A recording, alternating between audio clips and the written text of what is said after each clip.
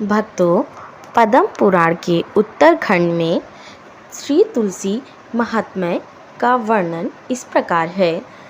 शिव जी नारद जी से कहते हैं, सुनो, अब मैं तुलसी का महात्म्य बताता हूँ, जिसे सुनकर मनुष्य जन्म से लेकर मृत्यु पर्यंत किए हुए पापों से छुटकारा पा जाता है। तुलसी का पत्ता, फूल, फल, मूल, शाखा, छाल, तना और मिट्टी आदि सभी पावन हैं। जिनका मृत शरीर तुलसी काष्ठ की आग से जलाया जाता है, वे विष्णु लोक में जाते हैं। मृत पुरुष यदि अगम्यागमन आदि महान पापों से ग्रस्त हो तो भी तुलसी काष्ठ की अग्नि से देह का दाह संस्कार होने पर वह शुद्ध हो जाता है। जो मृत पुरुष के संपूर्ण अंगों में तुलसी का काष्ठ देकर पश्चात उसका दाह संस्कार होता है, वह भी पाप से मुक्त हो जाता है। जिसकी मृत्यु के समय श्री हरि का कीर्तन और स्मरण हो तथा तुलसी की लकड़ी से जिसके शरीर का दाह किया जाए, उसका पुनर्जन्म नहीं होता। यदि दाह संस्कार के समय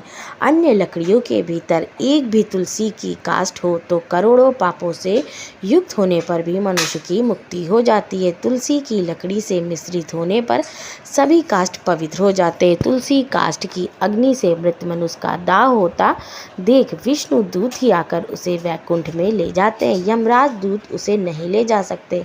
वह करोड़ों जन्मों के पाप से मुक्त हो भगवान विष्णु को प्राप्त होता है।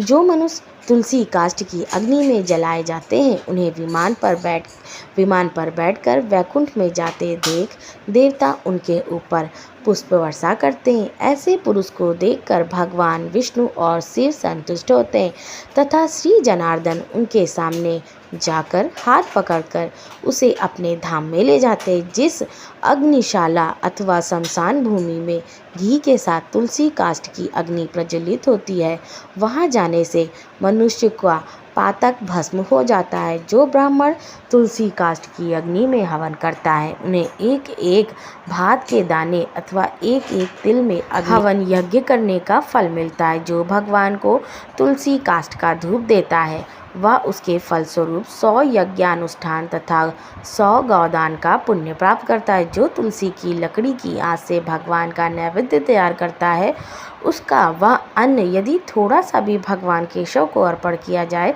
तो वह मेरू के समान अन्नदान का फल देने वाला होता है। जो तुलसी काष्ठ की आग से भगवान के लिए दीपक जलाता है, उसे 10 करोड़ दीपदान का पुण्य प्राप्त होता है। इस लोक में पृथ्वी पर उसके समान वैष्णव दूसरा कोई नहीं दिखाई देता। जो भगवान श्री कृष्ण को तुलसी काष्ठ का चंदन अर्पण करता है तथा उनके श्री विग्रह में उस चंदन को भक्तिपूर्वक लगाता है, वह सदा श्री हरि के समीप रमण करता है। जो मनुष्य अपने अंग में तुलसी की कीचड़ लगाकर श्री विष्णु का पूजन करता है, उसे एक ही दिन में 100 दिनों के पूजन का पुण्य मिलता है। जो पितरों के पिंड में तुलसी दल मिलाकर दान करता है, उसके दिए हुए एक दिन के पिंड से पितरों को 100 वर्ष तक तृप्ति बनी रहती है। तुलसी की जड़ की मिट्टी के द्वारा विशेष रूप से स्नान करना चाहिए। इससे जब तक वह मिट्टी शरीर में लगी रहती है, तब तक स्नान करने वाले पुरुष को तीर्थ स्नान का फल मिलता है। जो तुलसी की नई मंजरी से भगवान की पूजा करता है, उसे नाना प्रकार के पुष्पों द्वारा किए हुए पूजन का फल प्राप्त होता है। जब तक सूर्य और चंद्रमा है, तब तक वह उसका पुण्य भोगता है। जिस घर में तुलसी वृक्ष का बगीचा है, उसके दर्शन और स्पर्श से भी ब्रह्म हत्या आदि सारे पाप नष्ट हो जाते हैं। जिस जिस घर, गांव अथवा वन में तुलसी का वृक्ष हो, वहाँ जगदीश्वर श्री विष्णु प्रसन्नचित्त होकर निवास करते हैं। उस घर में दरिद्रता नहीं रहती और बंधुओं से वियोग नहीं होता। जहाँ तुलसी विराजमान होती है, वहाँ दुख, भय और रोग नहीं ठहरते। यूँ तो तुलसी सर्वत्र ही पवित्र होती है, किंतु पुण्य क्षेत्रों में वे अधिक पावन मानी गई हैं। भगवान के समीप पृथ्वी तल पर तुलसी को लगाने से सदा विष्णु पद अर्थात बैकुंठ धाम की प्राप्ति होती है। तुलसी द्वारा भक्ति पूर्वक पूजित होने पर शांतिकारक भगवान श्री हरि भयंकर उत्पातों, रोगों तथा अनेक दुर्निर्मितों का भी नाश कर डालते हैं।